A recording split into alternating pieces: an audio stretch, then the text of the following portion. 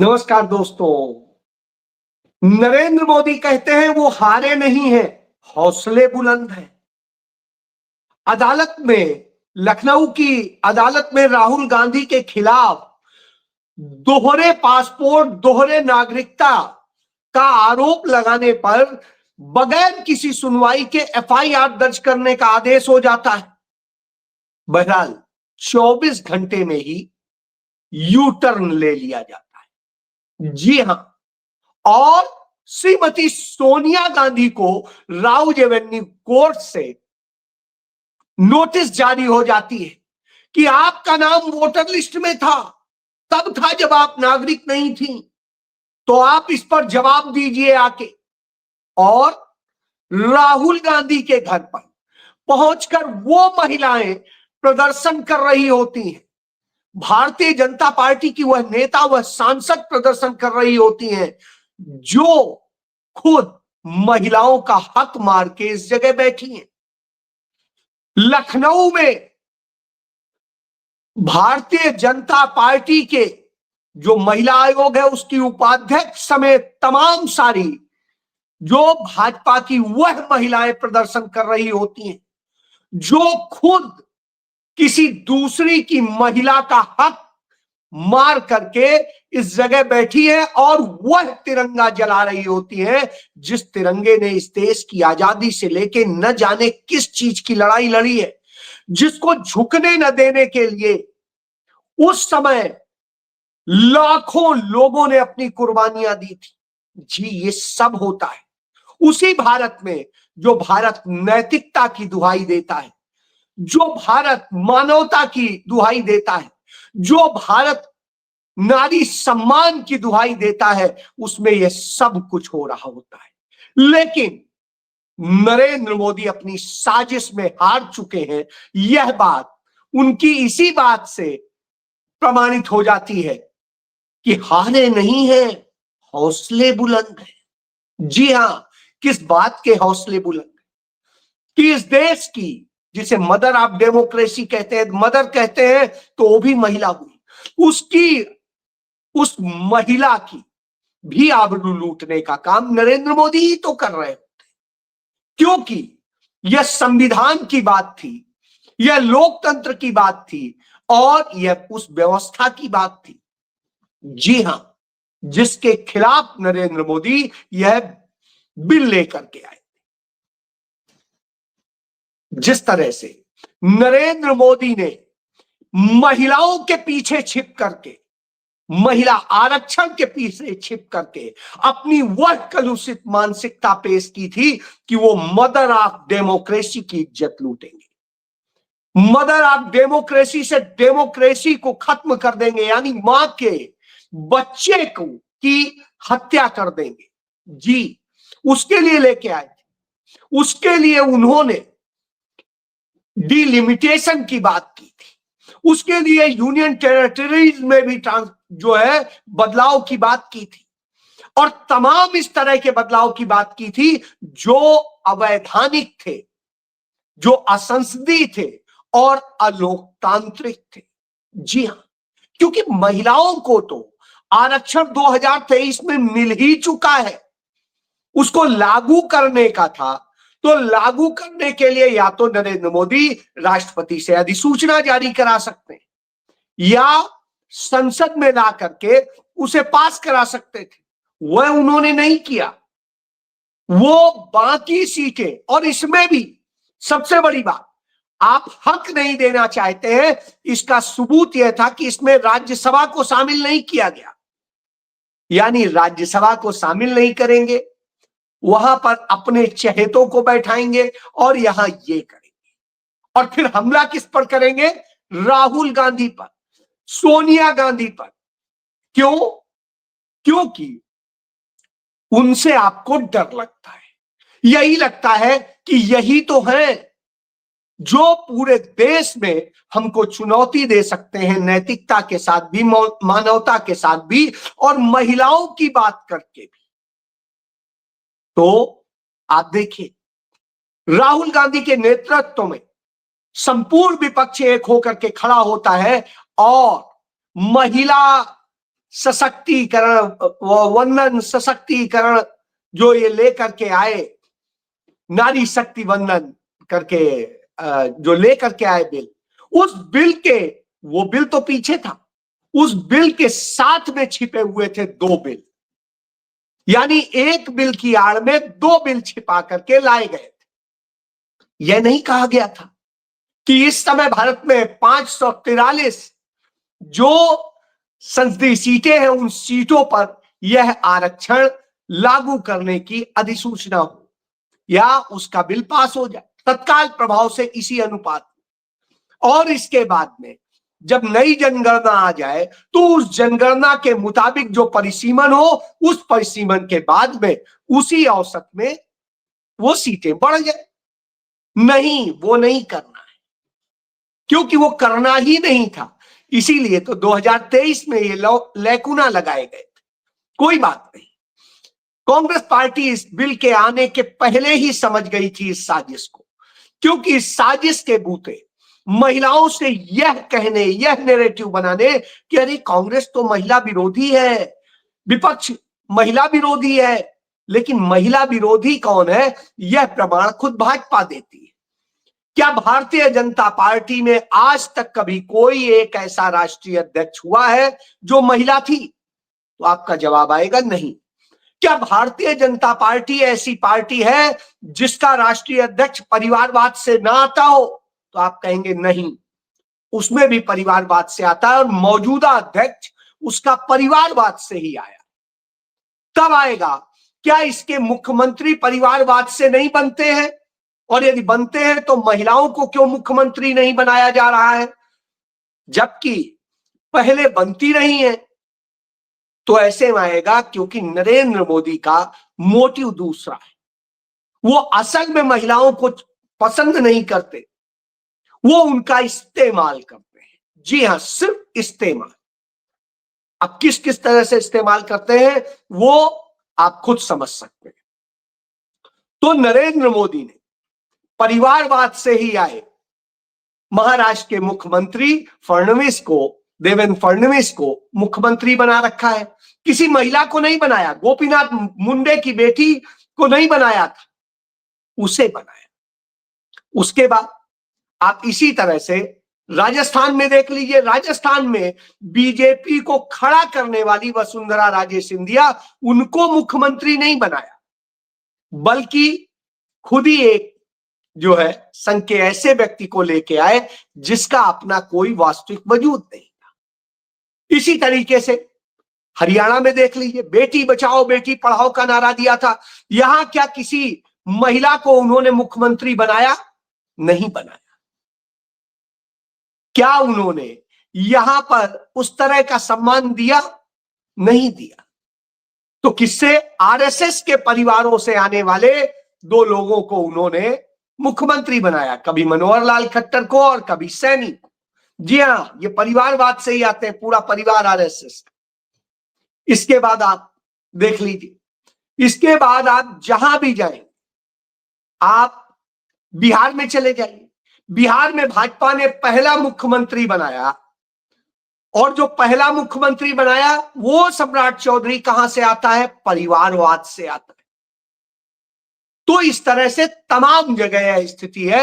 मैं इसलिए कह रहा हूं कि ये भारतीय जनता पार्टी का चेहरा है। वहां पर भी उन्होंने किसी महिला को मुख्यमंत्री नहीं बनाया, उसको बनाया जो एक अपराधी भी था और जो परिवारवाद से भी आता है।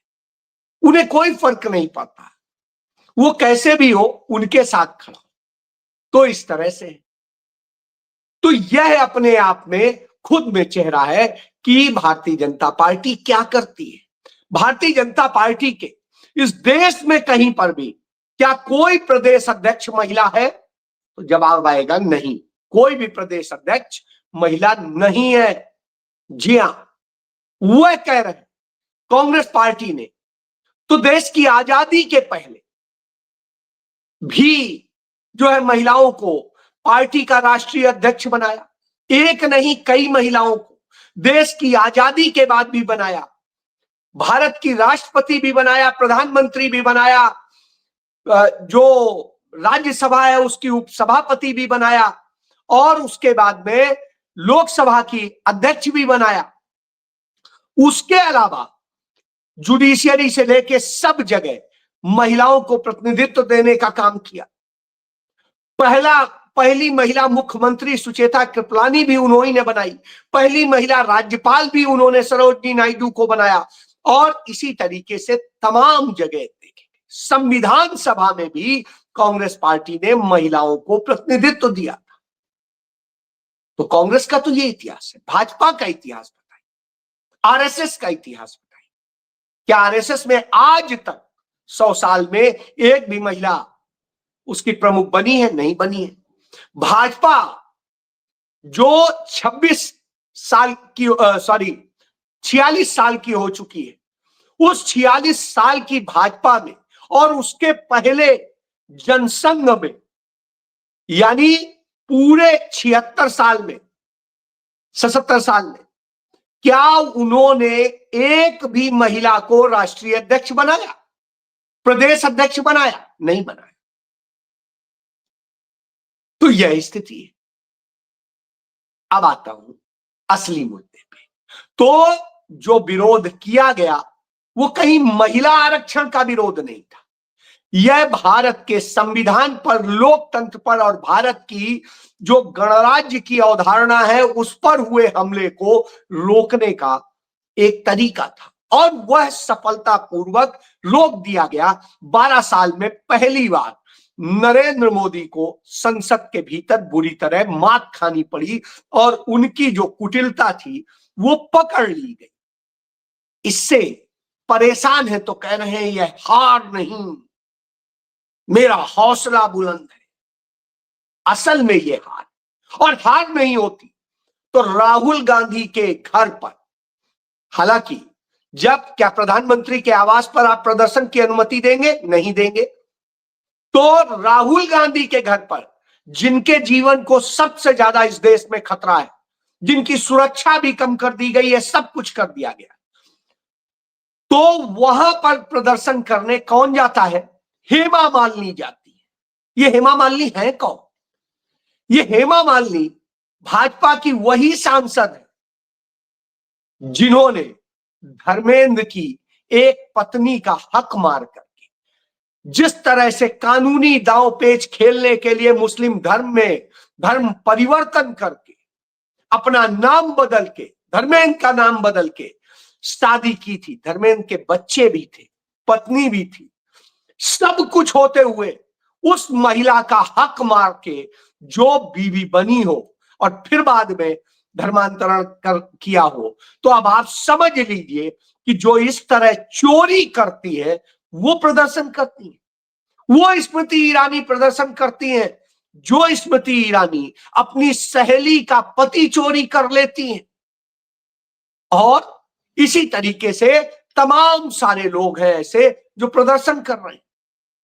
लखनऊ में महिला आयोग की जो उपाध्यक्ष है अपर्णा यादव लिखती है, अरविंद सिंह बिष्ट एक हमारे साथ जो है पत्रकार हुआ करते थे टाइम्स ऑफ इंडिया लखनऊ में, उन अरविंद सिंह बिष्ट की ये लड़की है और इसने किससे शादी की है?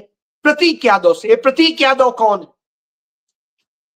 उस साधना गुप्ता के बेटे हैं जिस साधना गुप्ता ने अखिलेश यादव की मां का हक मार करके, उनके हक पर डाका डाल करके और इस पुत्र को जन्म दिया।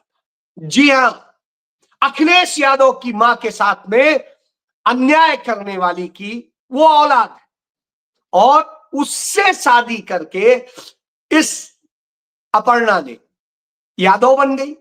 अरविंद सिंह बिष्ट को इनाम मिल गया, उन्हें सूचना आयोग में सदस्य बना दिया गया और न जाने क्या क्या मिला। इतना कुछ मिल गया कि कुछ कहना नहीं। किसका हक मारा? उस महिला का हक मार के जन्मी वह है अपर्णा यादव। और उसके बाद जब मुलायम सिंह यादव कमजोर हुए, अखिलेश यादव के ऊपर हमला बोलने के लिए इसने साजिश रची और जाके अजय सिंह बिष्ट उर्फ आदित्यनाथ, जो इन रिश्ते में इनके भाई लगते हैं, उनके पास जाकर के चली गई। तो अब वो यह कर रही है मलाई खाने की। जी हां, तो वो उस झंडे को जलाती है, तिरंगे को जलाती है, जो तिरंगा कांग्रेस का, वह तिरंगा जिस तिरंगा को लेकर के भारत की आजादी की लड़ाई लड़ी गई।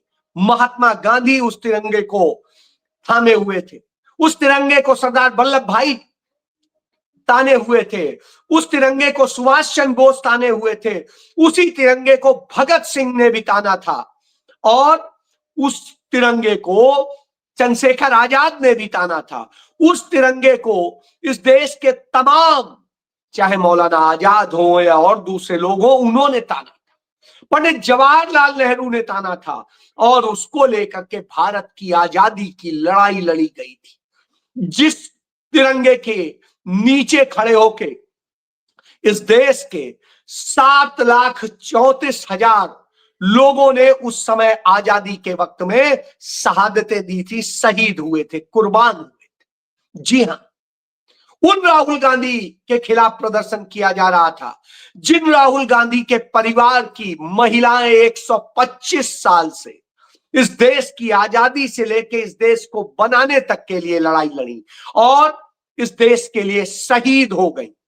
चाहे स्वरूप रानी नेहरू जी रही हो, चाहे कमला नेहरू जी रही हो, और चाहे इंदिरा गांधी रही, चाहे उसके अलावा पंडित नेहरू के परिवार की और महिलाएं रही, तमाम ने तमाम कुर्बानियां दी हैं, तमाम लोग शहीद हुए। तो उनके खिलाफ प्रदर्शन करते हैं, उस कांग्रेस के खिलाफ प्रदर्शन करते हैं जिसने महिलाओं को समानता का सबसे पहली बार हक दिया, जिसने उसकी लड़ाई अंग्रेजी हुकूमत से भी लड़ी, भारत के संविधान में उसे शामिल कराया, नेहरू रिपोर्ट ने उसे शामिल किया था, और उसके बाद श्रीमती इंदिरा गांधी ने समानता की पूरी रिपोर्ट बनवाई थी, और उसी के आधार पर राजीव गांधी ने महिलाओं को 33% आरक्षण की शुरुआत की थी, और उसके बाद लगातार यह बढ़ता रहा। नरेंद्र मोदी हो, भारतीय जनता पार्टी हो, उत्तर प्रदेश का मुख्यमंत्री आदित्यनाथ हो, इन सब ने उस आरक्षण को रोकने का काम किया था। याद करिए 2010 में जब यह आरक्षण लाया गया था, तब इसका विरोध करने वाले कौन थे? खुलकर विरोध करने वाले यही अजय सिंह बिष्ट उर्फ आदित्यनाथ, जो यूपी का सीएम है, हुकुम नारायण यादव, जो भारतीय जनता पार्टी के बिहार से सांसद थे, और रमेश बैस, जो भारतीय जनता पार्टी के मुख्य सचेतक थे, और सचेतक ही जो है आदेश जारी करता है। तो इस तरह से ऐसे लोग विरोध कर रहे थे। तो अब आप समझ लीजिए, जो खुद महिला सम्मान के वो नहीं है, तो ऐसा करते हैं। इसी समय देखिए, राहुल गांधी जब सदन में नरेंद्र मोदी को मैजिशियन सहित न जाने क्या क्या बता रहे थे कि कैसे उन्होंने खेल रचा, और कैसे अपने खुद नरेंद्र मोदी खुद को बोल चुके थे, मैं तो जादूगर हूं। तो वही नरेंद्र मोदी जो खुद को जादूगर बताते थे, राहुल गांधी ने जब उनको बताया कि साहब वो मैजिशियन है, तो ओम बिरला हो या पूरी भारतीय जनता पार्टी हो, वो बौखला गई थी। और जब वो बौखला गई थी, तब भी राहुल गांधी ने अपना भाषण नहीं रोका। तो लखनऊ हाई कोर्ट की एक बेंच ने जो है आदेश जारी कर दिया राहुल गांधी को सुने बिना, उनका पक्ष जाने बिना, कि उनके खिलाफ एफआईआर दर्ज की जाए, जो विघ्नेश आया था कर्नाटक का भाजपा का, और उसके उस पर एफआईआर दर्ज करने का आदेश दे देता है। लेकिन 24 घंटे में वो यू टर्न ले लेता है जब यह बात सामने आती है। राहुल गांधी ने कहीं नहीं अपील की थी, तो यह आता है कि इसमें दूसरे पक्ष का तो कोई वही नहीं लिया गया, जब दूसरे पक्ष को सुने बिना ही आदेश जारी कर देती है हाई कोर्ट। क्यों? इस पे बड़े सवाल। तब तुरंत 24 घंटे में हाई कोर्ट वही आदेश यू टर्न ले लेती है, वापस ले लेती है, रोक देती है, और कहती है अब इस पे अगले दिन सुनवाई होगी, यानी मंडे को सुनवाई होगी। चलिए सुनवाई की। उधर श्रीमती सोनिया गांधी पर यह आरोप लगाया जाता है, और वह भी भारतीय जनता पार्टी के किसी एक व्यक्ति ने परिवाद दाखिल किया है। यह कहीं पर भी सरकार ने नहीं दाखिल किया अपनी तरफ से, क्योंकि सरकार के पास में ऐसा कुछ नहीं है। यह झूठ भाजपा के ही लोग फैलाते हैं। यहां पर भी सरकार ने नहीं किया राहुल गांधी के खिलाफ, यह अपने कार्यकर्ता से ही कराया, कर्नाटक से आए कार्यकर्ता से। और यहां पर भी श्रीमती सोनिया गांधी के खिलाफ यह कि उनका नाम नागरिक बनने के पहले ही मतदाता सूची में था, कि उन्होंने तो 1983 में जो है नागरिकता ली, और 1980 में उनका नाम वोटर लिस्ट में था।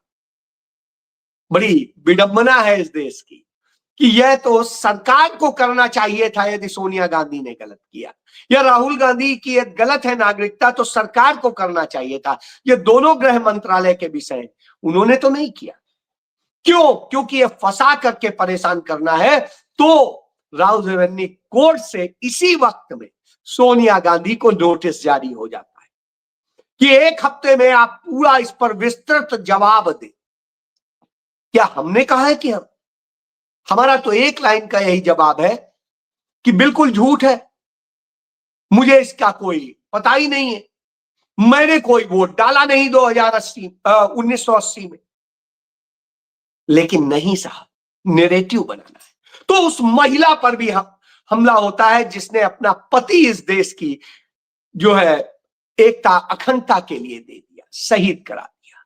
जी हां, वह महिला जो त्याग और बलिदान का प्रतीक मानी जाती है, जिसने एक बार नहीं 2 बार प्रधानमंत्री का पद ठुकराया, जी वो सोनिया गांधी। तो अब आप बताइए कौन है महिलाओं का सबसे बड़ा दुश्मन? यह आपको फैसला करना है। जय